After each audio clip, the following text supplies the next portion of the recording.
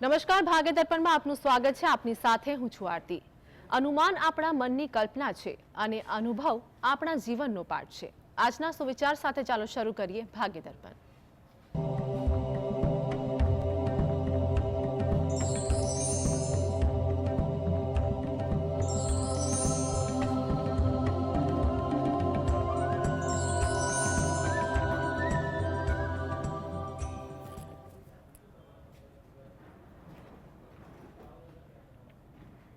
તો ભાગ્ય દર્પણમાં આપના પ્રશ્નોના નિરાકરણ અને રાશિફળ વિશે માહિતી અને માર્ગદર્શન આપવા માટે આપણી સાથે જોડાયા છે જ્યોતિષાચાર્ય અને વાસ્તુશાસ્ત્રી હર્ષિતભાઈ પાઠક.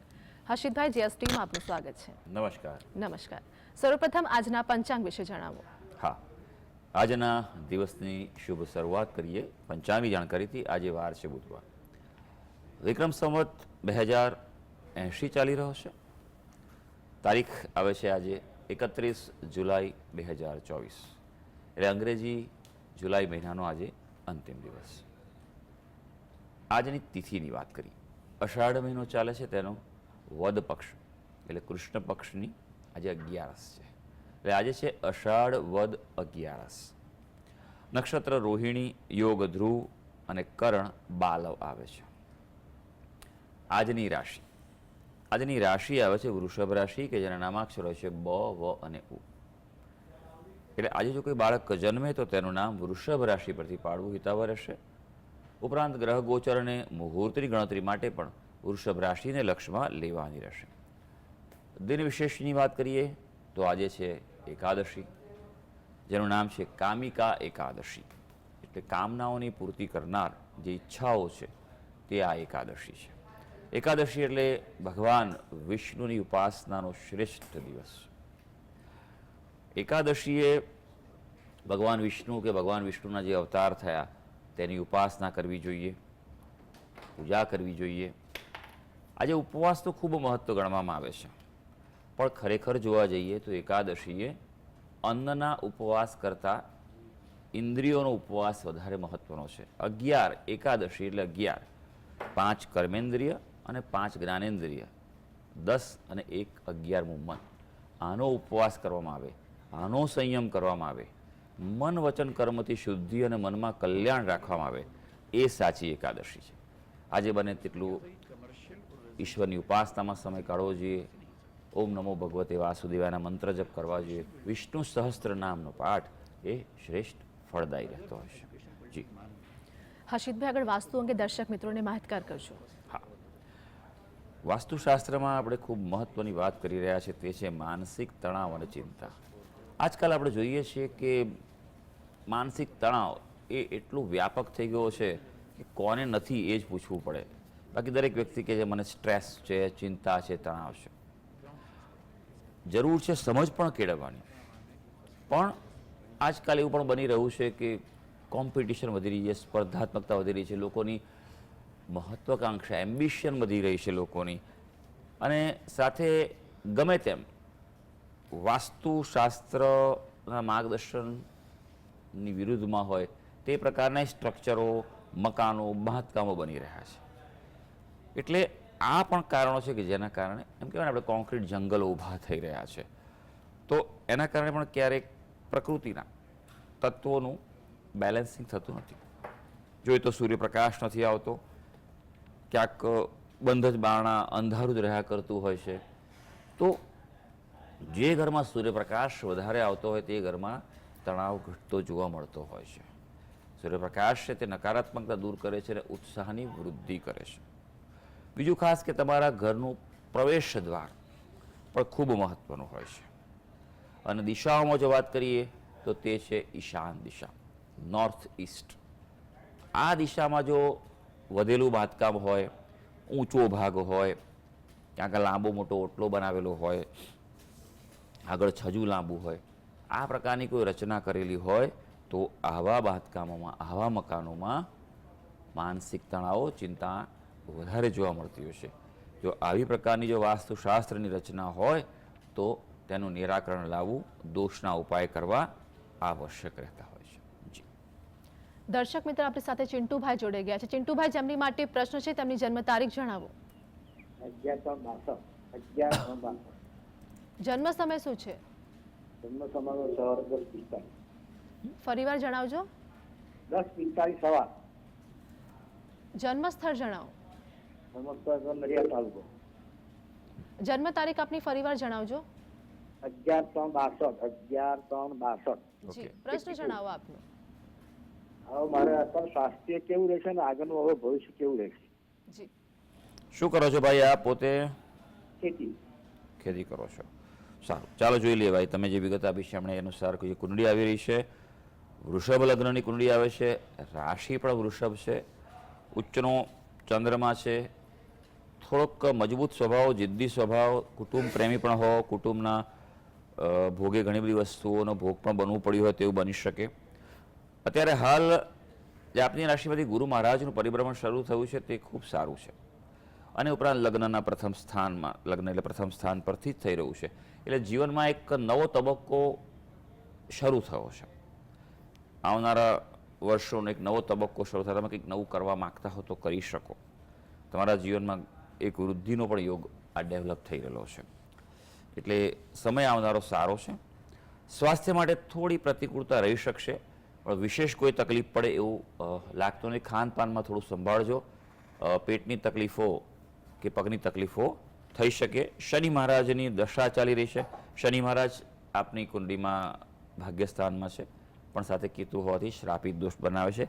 એટલે કોઈને કોઈ પ્રકારની માનસિક પરેશાની તમારી રહી શકે, ભાગ્યમાં ઉતાર ચઢાવ રહી શકે. શ્રાપિત દોષનું આપ નિવારણ કરાવી લેજો. જી, અન્ય દર્શક મિત્રો આપણી સાથે જોડાઈ ગયા છે જેમની માટે પ્રશ્ન છે. તેમની જન્મ તારીખ જણાવો.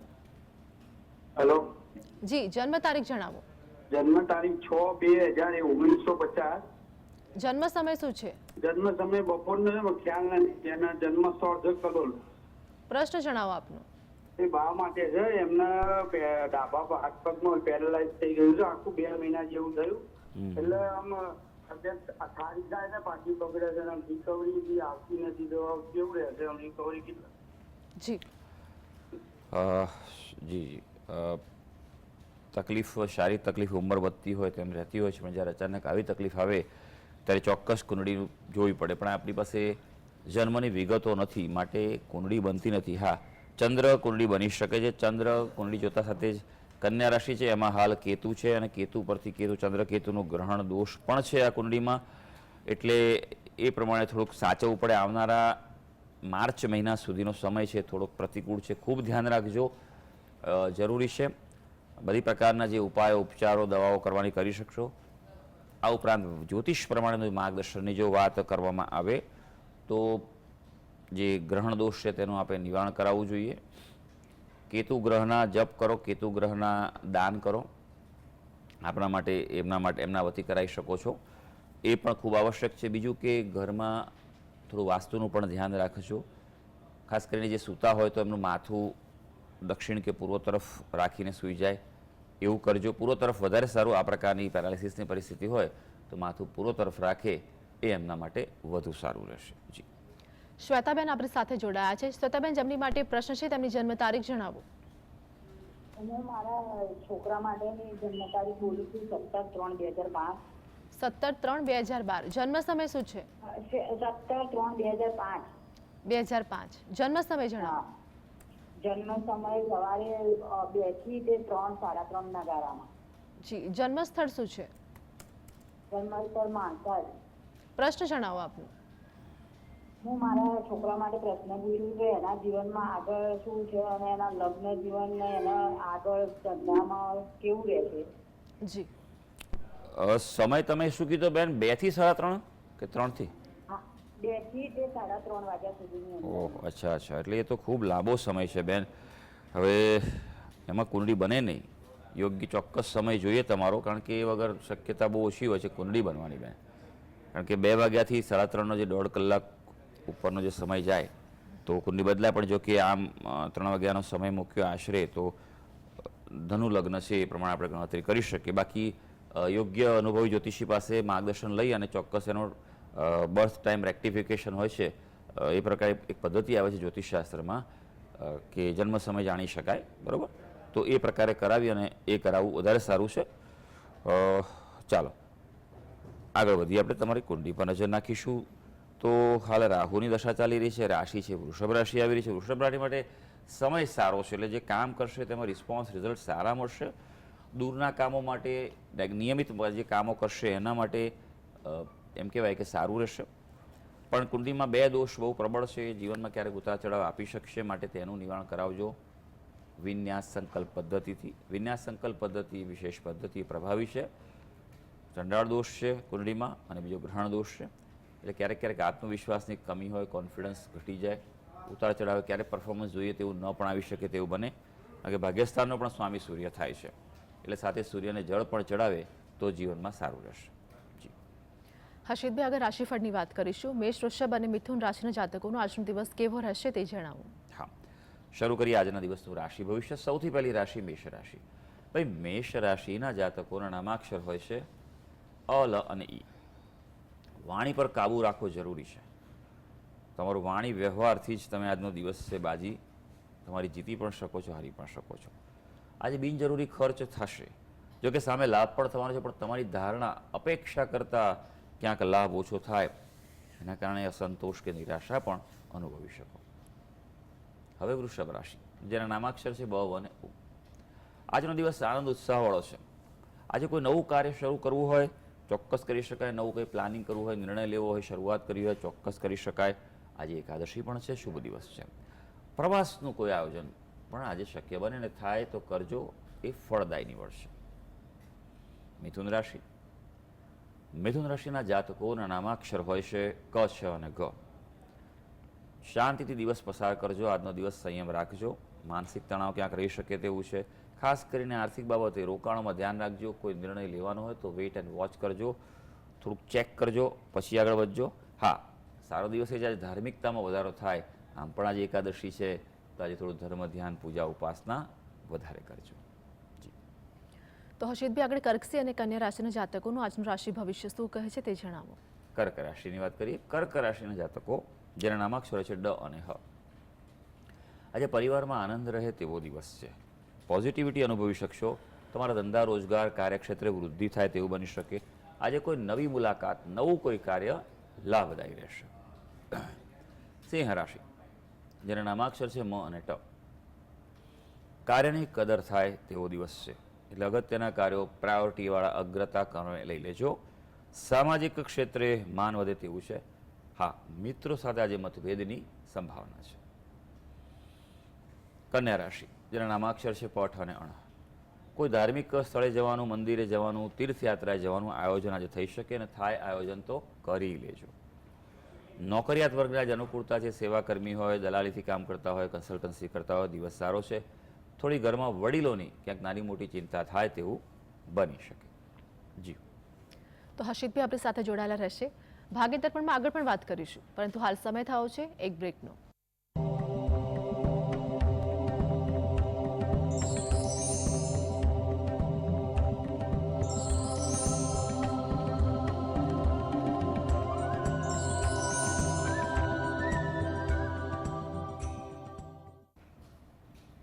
બ્રેકમાં સ્વાગત છે.